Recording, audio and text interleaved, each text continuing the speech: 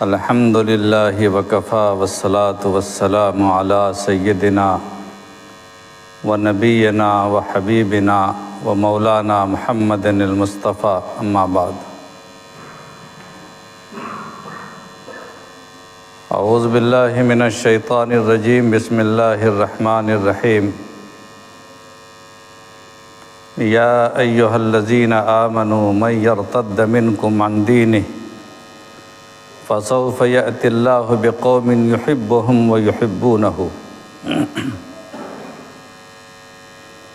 اذلۃ علی المؤمنین وعزۃ علی الکافرین ویجاہدون فی سبیل اللہ ولا یخافون لومۃ لائم۔ صدق اللہ العظیم۔ محترم بزرگوں اور بھائیوں اور عزیز دوستوں،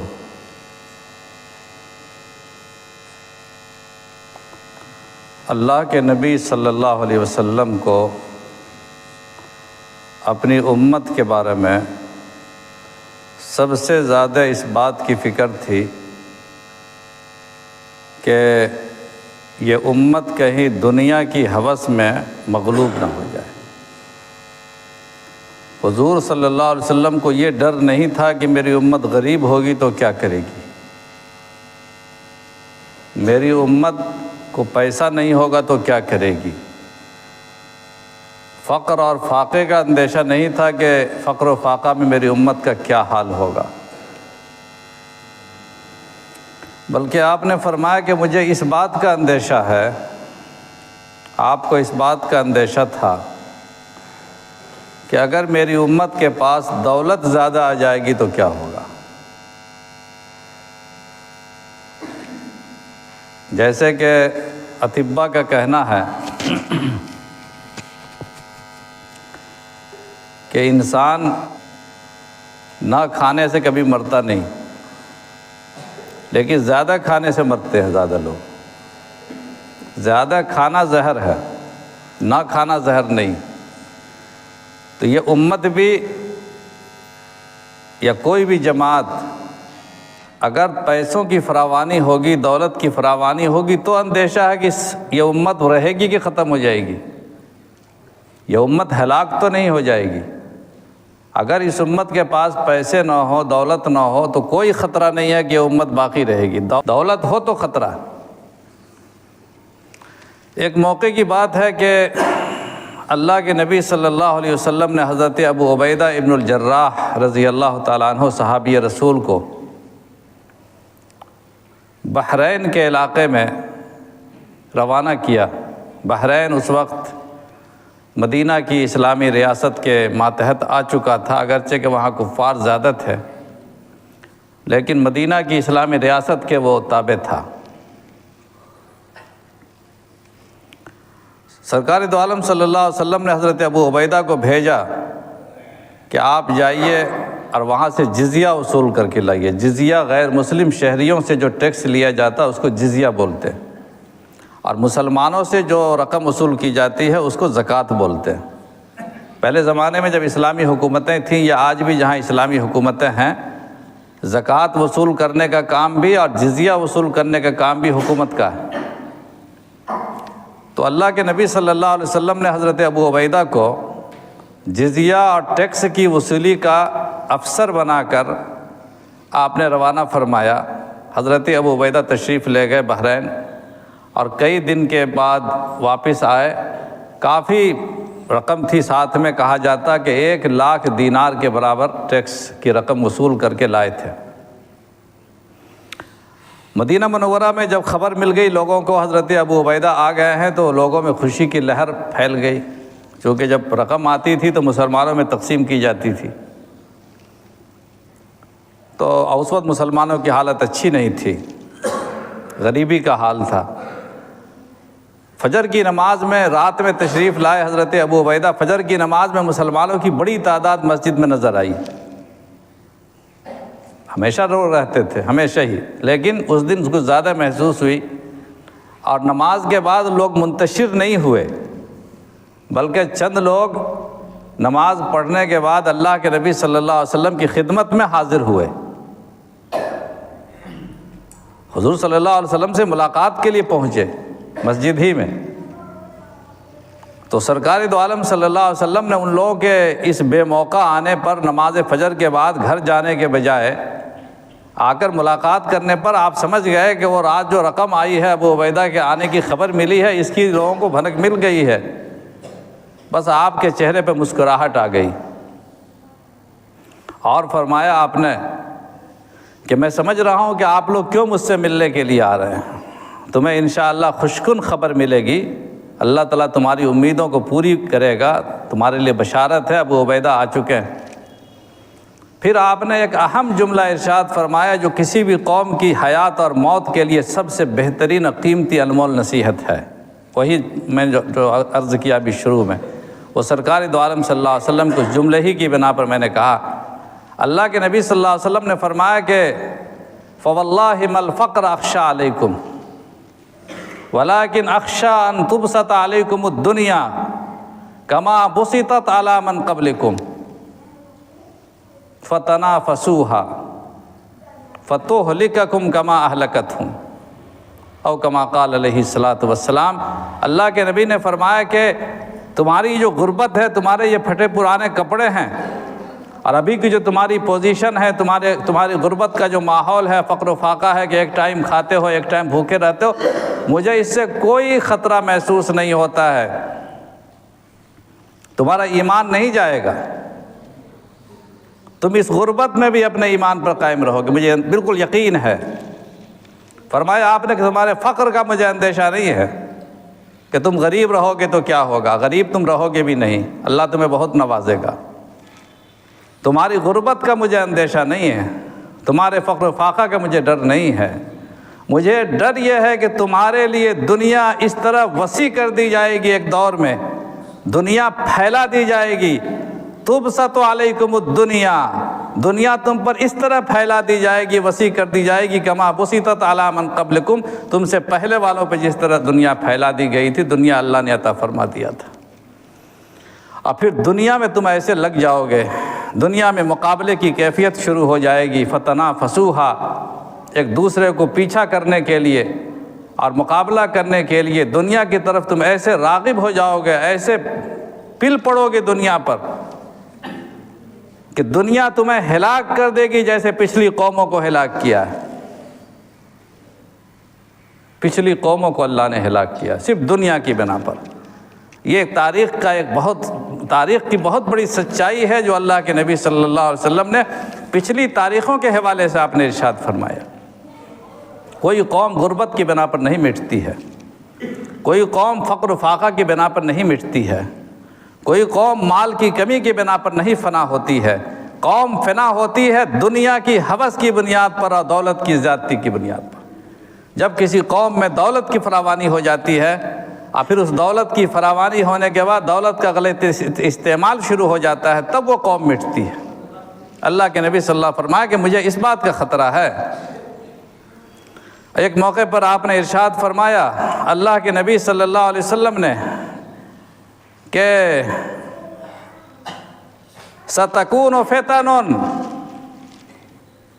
اس امت پر جب اللہ تعالیٰ دنیا کو وسیع کریں گے اور امت کو پھیلائیں گے، دنیا کو پھیلائیں گے، دولت کی زیادتی ہوگی، طرح طرح کے فتنے ہوں گے۔ سَتَكُونُ فِتَنٌ، ایک سے ایک فتنے برآمد ہوں گے، ایسی ایسی آزمائشیں سامنے آئیں گی کہ فَيُصْبِحُ الرَّجُلُ مُؤْمِنًا وَيُمْسِي كَافِرًا، صبح کو مسلمان ہوگا، شام کو وہی انسان کافر ہوگا۔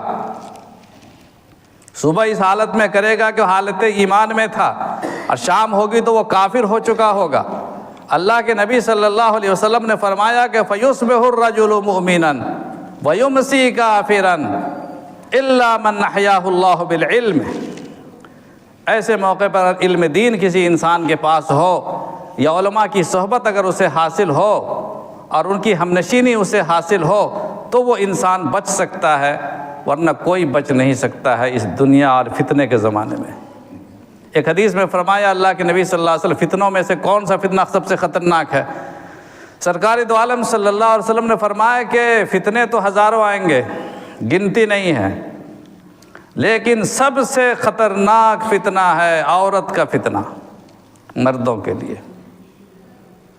عورت کے چکر میں انسان اپنا ایمان کو گنوا دے گا اور اپنے آپ کو ہلاک کر دے گا اور اپنے آپ کو برباد کر دے گا، اپنے دین کو چھوڑ دے گا۔ اور پھر اس موقع پر جب دین سے انسان غافل ہو جاتا ہے، جب انسان دین کو چھوڑ دیتا ہے اور دین سے غافل ہو جاتا ہے، تو اللہ تعالیٰ کی وہ آیت کریمہ پڑھیے، قرآن کریم کی وہ تنبیہ سنیے، یا ایھا الذین آمنوا، اے ایمان والو، من یرتد منکم عن دینہ، جو اپنے دین سے مڑ جائے گا، مکر جائے گا، پھر جائے گا۔ اللہ تعالیٰ کو ایسے انسانوں کی پرواہ نہیں ہے۔ فسوف یأتی اللہ بقوم یحبہم ویحبونہ، اللہ تعالیٰ ایسی قوم کو پیدا کرے گا جو قوم کے اللہ سے محبت کرے گی اور اللہ ان سے محبت کرے گا۔ تم کو اللہ برباد کر دے گا۔ اللہ تعالیٰ کو پرواہ نہیں ہے کہ آپ دین سے مکر جائیے گا تو اللہ کے دین کا کیا ہوگا، اسلام کا کیا ہوگا، ملت کی نیا کیسے چلے گی، ساحل تک پہنچے گی کہ نہیں پہنچے گی، قیامت تک یہ امت کیسے قائم رہے گی۔ قائم رکھنے والا پروردگار ہے۔ اللہ فرماتا ہے کہ قوموں کو ہم تبدیل کرتے رہتے ہیں، وَتِلْكَ الْأَيَّامُ نُدَاوِلُهَا بَيْنَ النَّاسِ، ہم دنوں کو گردش دیتے ہیں لوگوں کے درمیان، آج اس کے پاس تو کل اس کے پاس، پرسوں اس کے پاس، کوئی چیز ٹکنے والی نہیں، بے وفا دنیا ہی ہے۔ اللہ فرماتے ہیں فَسَوْفَ يَأْتِي اللَّهُ بِقَوْمٍ يُحِبُّهُمْ وَيُحِبُّونَهُ، اللہ تعالیٰ ایسی قوم کو پیدا کرے گا جس قوم سے اللہ محبت کرے گا، اور جو قوم اللہ سے محبت کرے گی، عِزَّةٍ عَلَى الْمُؤْمِنِينَ وَعِزَّةٍ عَلَى الْكَافِرِينَ، جو مومنوں کے لیے آپس میں محبت کرنے والے اور دشمنوں سے مقابلہ کرنے والے ہوں گے، یجاہدون فی سبیل اللہ، اللہ کے راستے میں مجاہدہ کرنے والے ہوں گے، محنت کرنے والے ہوں گے، جہاد کرنے والے ہوں گے، ولا یخافون لومۃ لائم، کسی کی ملامت کی پرواہ ان کو نہیں ہوگی، ملامت کی پرواہ نہیں ہوگی۔ ملامت کی پرواہی نے تو اس امت کو برباد کیا کہ ہم اس پر ٹوکیں گے، اس بات کو کہیں گے تو لوگ کیا کہیں گے، لوگ اچھا کہیں گے کہ خراب کہیں گے، ملامت کریں گے، برا بھلا مجھے کہیں گے۔ ولا یخافون لومۃ لائم، کسی ملامت کرنے والے کی ملامت کی اسے پرواہ نہیں ہوگی۔ اللہ تعالیٰ ایسی قوم کو پیدا کرے گا، اللہ اس دین کو باقی رکھے گا، اب کوئی نیا دین آنے والا نہیں ہے۔ مکہ والوں نے سمجھا تھا نا، مکہ والوں نے جب اللہ کے نبی صلی اللہ علیہ وسلم کا گھیراوا کیا تھا اور حضور اکرم علیہ الصلاۃ والسلام کو شیب ابی طالب میں محصور کر دیا تھا اور ان کا سوشل بائیکاٹ کر دیا تھا، اور ان لوگوں نے سمجھا تھا کہ اس طرح اس آواز کو دبا دیا جائے گا، اس دین کو فنا کر دیا جائے گا، مٹا دیا جائے گا، اور ہم جیسے بڑے لوگ جب نہیں مانیں گے تو کون ماننے والا ہوگا؟ ہم جیسے لوگ جب نہیں مانیں گے، خاندان کے لوگ جب نہیں مانیں گے، گاؤں کے لوگ جب نہیں مانیں گے تو کون ان کو ماننے والا ہوگا؟ اس کو شیب ابی طالب میں محصور کر دیا گیا، تو ان لوگوں نے سمجھا تھا کہ ہم نہ مانیں گے تو یہ مٹ جائیں گے۔ اللہ نے کہا تم نہ مانو گے، تم مٹ جاؤ گے، اللہ نئی قوم کو پیدا کر دے گا۔ اللہ تعالیٰ نے انصار کی جماعت کو پیدا کیا، مدینہ والے کاشتکاروں کو پیدا کیا۔ مدینہ والے کیا؟ کاشتکار، کسان لوگ، کھیتی باڑی کرنے والے، کھجور کے باغات کرنے والے۔ اللہ تعالیٰ نے ان لوگوں کو توفیق دی، اور شیب ابی طالب کے بالمقابل میں اللہ نے کیسی جماعت کو مدینہ میں پیدا کیا، 500 کلومیٹر دوری پر، اور وہاں سے لوگ آتے ہیں اور سرکار دو عالم صلی اللہ علیہ وسلم سے عقبہ اولیٰ میں بیعت کرتے ہیں، 12 آدمی کا قافلہ۔ پھر اگلے سال پھر کچھ لوگوں کو وہ لوگ لے کے آتے ہیں، 72 آدمی کا قافلہ۔ یہ 72 آدمی اور 12 آدمی جا کر مدینہ میں محنت کرتے ہیں۔ پھر اللہ پاک نے ہجرت کا حکم فرمایا، پھر اللہ نے آخر دین قائم ہوا کہ نہیں، وہ ختم ہو گیا؟ کیا مکہ والوں کی مخالفت کرنے سے کیا دین ختم ہو گیا، دین مٹ گیا؟ نہیں مٹا۔ اللہ نے فرمایا کہ ہمارے یہاں دین مٹنے کا چیز ہے ہی نہیں۔ ان الدین عند اللہ الاسلام، دین اللہ کے نزدیک صرف اور صرف اسلام ہے۔ ہزاروں دین، ہزاروں مذہب، ہزاروں تحریکیں، ہزاروں فتنے آئیں گے، آندھیاں چلیں گی، لگے گا کہ دین ختم ہو جائے گا، مسلمان ختم ہو جائیں گے، لیکن اللہ تعالیٰ اس دین کو مٹنے نہیں دیں گے۔ یہ دین زندہ ہے اور زندہ رہے گا، یہ دین قائم ہے اور قائم رہے گی۔ یہ سنت جو اللہ کے نبی نے قائم کی ہے، سنت مسلوکہ، اور طریقۃ المسلوکہ، وہ سنت، جو راستہ جس پر ساری دنیا نے چل کر دکھایا ہے، اللہ کے رسول اور مسلمانوں نے چل کر دکھایا ہے، وہ قائم رہے گا۔ جو نہ چلیں گے وہ مٹا دیے جائیں گے، جو نہ چلیں گے وہ مٹا دیے جائیں گے۔ اس لیے مسئلہ یہ نہیں ہے کہ دین پر ہم نہیں چلیں گے تو دین کی حفاظت کیسے ہوگی، مسئلہ یہ نہیں ہے۔ مسئلہ ہندوستان میں یہ ہے کہ اگر دین پر ہم نہیں چلیں گے تو ہماری حفاظت کیسے ہوگی، ہم مٹا دیے جائیں گے۔ آپ یہ فکر نہ کیجئے کہ دین محفوظ نہ رہے گا، دین کی حفاظت کرنے والا کوئی نہیں ہوگا، یہ دین ختم ہو جائے گا، اسلام مٹ جائے گا، اس کی فکر نہ کرو۔ فکر اپنی کریں کہ اگر آپ نے دین کا کام نہیں کیا تو آپ مٹا دیے جاؤ گے۔ اللہ تعالیٰ فرماتا فَسَوْفَ يَأْتِ اللَّهُ بِقَوْمٍ يُحِبُّهُمْ وَيُحِبُّونَهُ، تم کو اللہ ختم کر دے گا۔ مسئلہ آپ کی حفاظت کا ہے، مسئلہ آپ کے زندہ رہنے کا ہے، مسئلہ دین کے زندہ رہنے کا نہیں ہے۔ اللہ کو ضرورت نہیں ہے کسی کی حفاظت کی، کسی کی محنت کی، اللہ بے نیاز ہے، ایک نہیں دوسرا تیسرا چوتھا ہے۔ عیاں یوں رشے تاتار کے افسانے سے، ہے عیاں یوں رشے تاتار کے افسانے سے، پاسباں مل گئے کعبے کو صنم خانے سے۔ ہلاکو اور چنگیز خاں کی نسل نے چاہا تھا کہ مسلمانوں کو اور امت مسلمہ کو اور سارے اثاثے کو مٹا کر نیست و نابود کر دیں، اور انہوں نے برسوں اس کے لیے محنتیں کی، لیکن اللہ تعالیٰ نے کا جو دستور ہے، فطرت کا جو دستور ہے کہ جو آدمی دین کا مقابلہ کرتا ہے تو دین کا مقابلہ کرنے والا خود مٹ جاتا ہے، دین قائم رہتا ہے۔ چنانچہ چنگیز خان اور ہلاکو کی نسل مٹ گئی اور وہ سارے کے سارے کنورٹ ہو کے مسلمان ہو گئے۔ جو خانہ کعبہ کو مٹانے کے لیے چلے تھے، اللہ نے انہی لوگوں کو خانہ کعبہ کا پاسبان بنا دیا، انہی کو خانہ کعبہ کا محافظ بنا دیا۔ حضرت عمر چلے تھے کہ اللہ کے نبی صلی اللہ علیہ وسلم کو ختم کر دیں گے، قتل کرنے کے لیے چلے تھے اور اپنی بہن کو بھی مارا تھا، لیکن حضرت عمر جب آستانِ نبوت پر پہنچے تو عمر ختم ہو چکا تھا، اسلام باقی تھا، رسول اللہ باقی تھے، سنت رسول باقی تھی، عمر مٹ چکا تھا۔ وہ عمر جو عمر ابن خطاب تھا، اب وہ عمر پیدا ہوا، نیا عمر پیدا ہوا جو عمر کے غلام رسول تھا۔ اللہ تعالیٰ کبھی بھی غلامان رسول کو فنا نہیں کریں گے، مٹنے نہیں دیں گے، مٹانے والوں کو مٹایا جائے گا، مٹانے والے مٹ جائیں گے انشاءاللہ۔ قرآن کریم نے بتا دیا ہے کہ فَسَوْفَ يَأْتِ اللَّهُ بِقَوْمٍ يُحِبُّهُمْ وَيُحِبُّونَهُ، اللہ تعالیٰ ان قریب ایک ایسی قوم کو پیدا کرے گا جو اللہ سے محبت کرے گی اور اللہ ان سے محبت کرے گا۔ وَلَا يَخَافُونَ لَوْمَةَ لَائِمٍ، کسی ملامت کرنے والے کی اس کو پرواہ نہیں ہوگی کہ ملامت کرنے سے کون کیا کہتا ہے، کون کیا ملامت کرتا ہے۔ اللہ تعالیٰ ہمیں کہنے سے زیادہ اور سننے سے زیادہ عمل کی توفیق نصیب فرمائے۔ وآخر دعوانا الحمد للہ رب العالمین۔